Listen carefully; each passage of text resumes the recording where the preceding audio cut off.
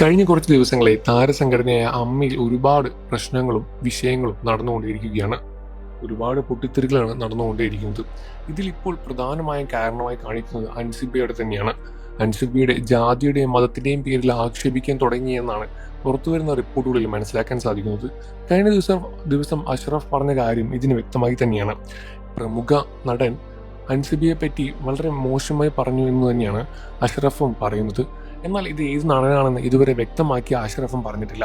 എന്നിരുന്നാലും അമ്മയുടെ തലപ്പത്ത് നിൽക്കുന്ന ഒരു നടനാണ് എന്നും ഇത്രയും വലിയ സ്ഥാനത്തുള്ള ഒരാൾ എങ്ങനെയാണ് ഒരു നടിയെപ്പറ്റി വേണ്ട ഒരു സ്ത്രീയെപ്പറ്റി ഇത്രയും മോശമായ കാര്യം പറയുന്നത്?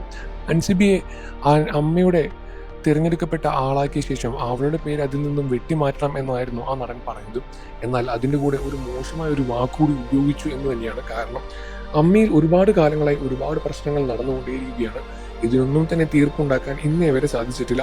അതിലെ ഓരോ ഭരണഘടനയുടെ മാറ്റങ്ങൾ വന്നുകൊണ്ടേ തീരാവൂ എന്നാണ് പറയുന്നത്.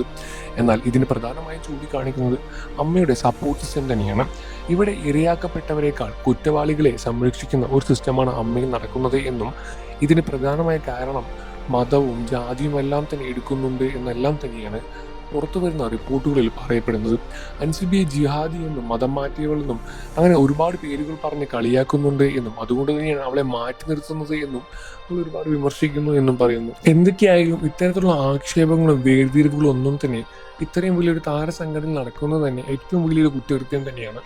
ഇതിലെ മാറ്റി നിർത്തുന്ന ഒരുപാട് ഇരകളെ പറ്റിയും അഷ്റഫ് കഴിഞ്ഞ ദിവസം സംസാരിക്കുകയുണ്ടായി.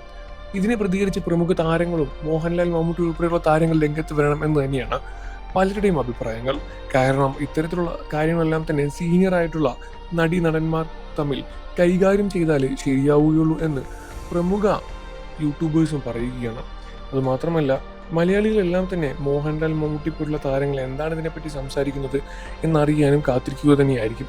അതുകൊണ്ട് തന്നെ അവരുടെ ഭാഗത്തു നിന്നൊരു മറുപടി പ്രതീക്ഷിച്ചുകൊണ്ടാണ് ഇപ്പോൾ മലയാളികളും കാത്തിരിക്കുന്നത്. എന്നിരുന്നാലും ഈ കാര്യത്തിൽ നിങ്ങളുടെ അഭിപ്രായം എന്താണെന്ന് വീഡിയോയ്ക്ക് താഴെ കമൻറ്റ് പറയുക.